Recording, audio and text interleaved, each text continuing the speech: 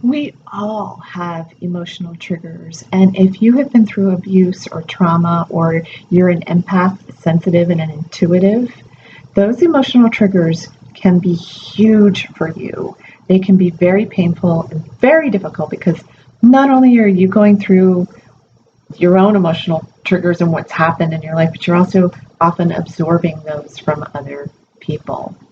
So, in this video, I'm going to talk about emotional triggers and how, I'm not going to tell you you should walk into them, how walking into them can actually be beneficial and helpful for you. I'm also going to talk about when they're not.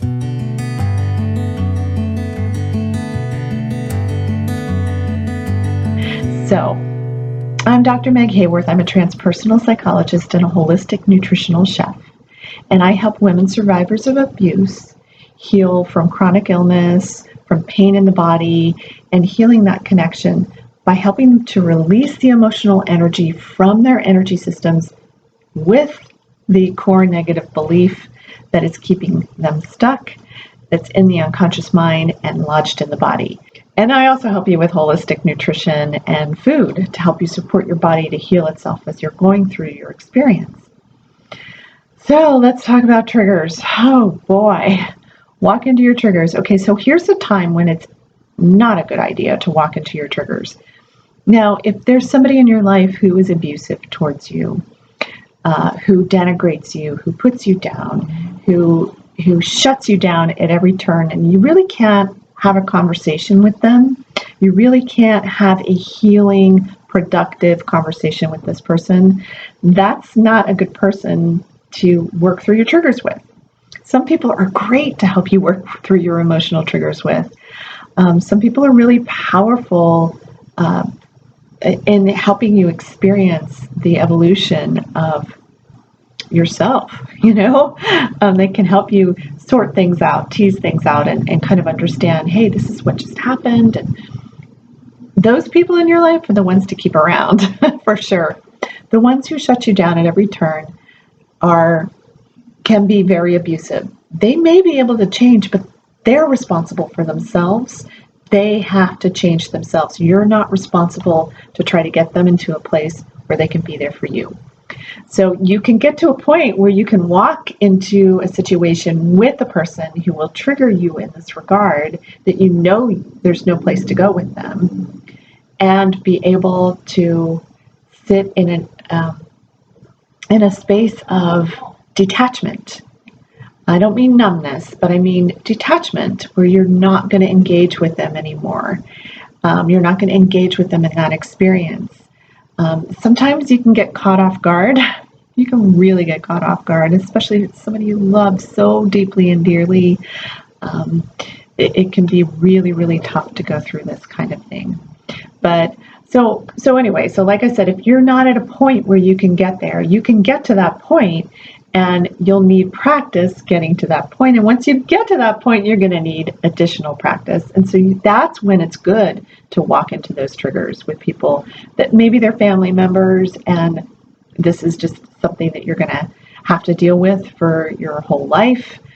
Or maybe you're going to decide that, hey, you know what, I can't have these kinds of conversations. I can't have these kinds of moments in my life because they really just put you in a space of not seeing yourself as who you really are, not seeing the strong person you've become, the amazing person that you have become. So you're going to have to make those decisions on your own. But in some cases, I say walk into the triggers, and because each time you do that, you see how far you've come. When you're looking at it from that perspective, it puts you in the perspective of the observer. So you're observing your reality, you're observing what's happening between you and this other person. But this takes time, it takes practice, and it takes emotional release therapy from your own system in order for you to be able to do this. There's lots of different therapies. Somatic therapy is something I've used, I continue to use, that works so well for me. And then my whole person integration technique, if you follow me, you know about that.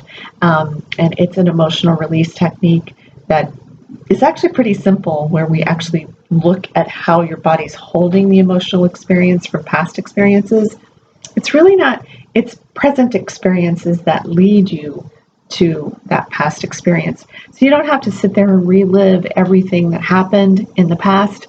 You don't have to go over your story. The story and the narrative is in you in a different way in your unconscious mind, your subconscious mind, and in your energy system than it is in your cognitive mind. So it's a very different kind of therapy. It's very rapid acting. You release very, very quickly.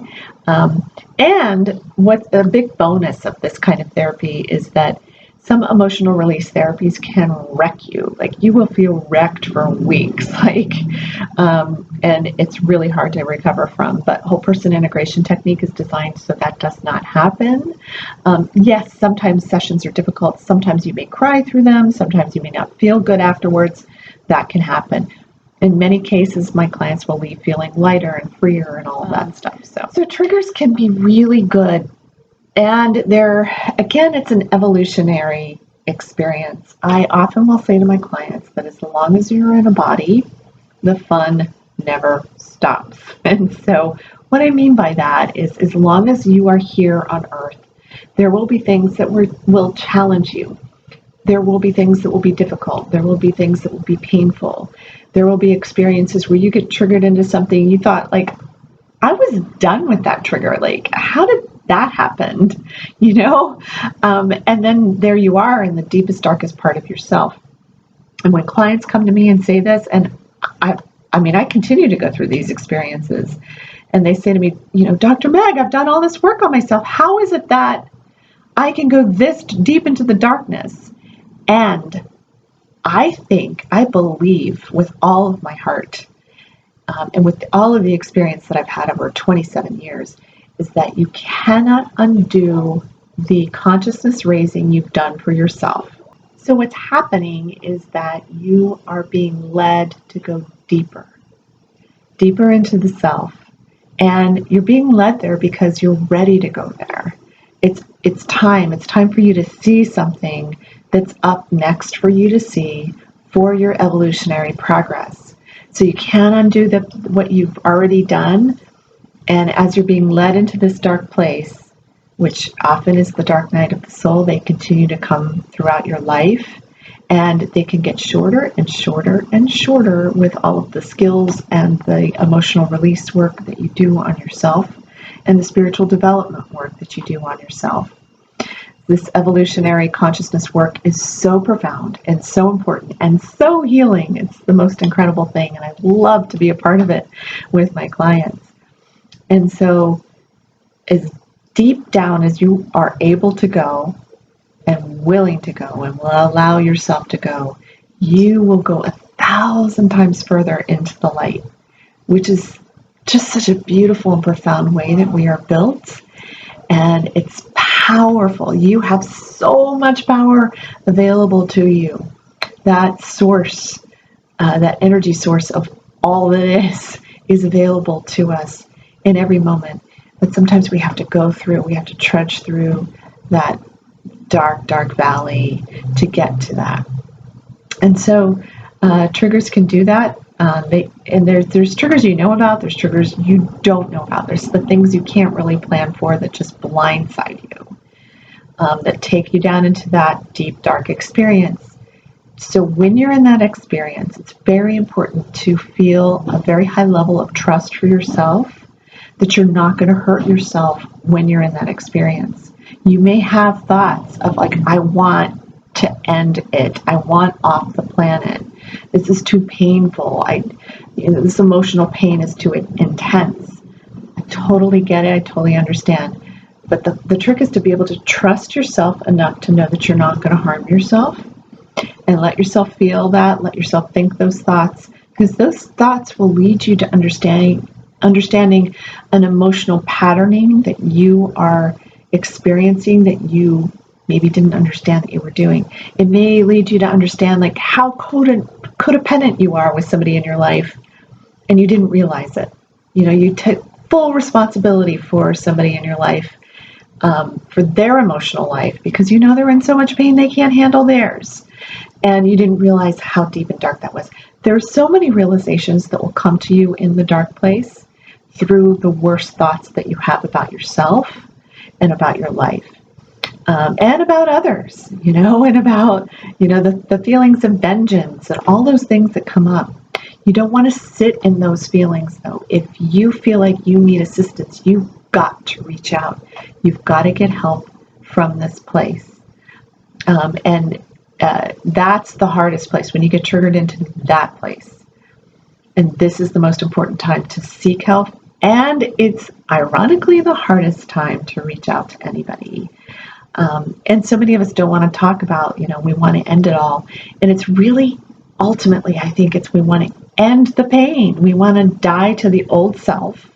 And we're going through a death of old self and being reborn or being moved into a higher level of consciousness, a higher level of self, a higher understanding of self, a higher frequency and vibration that you're being asked to embody, so that you can get to the next level.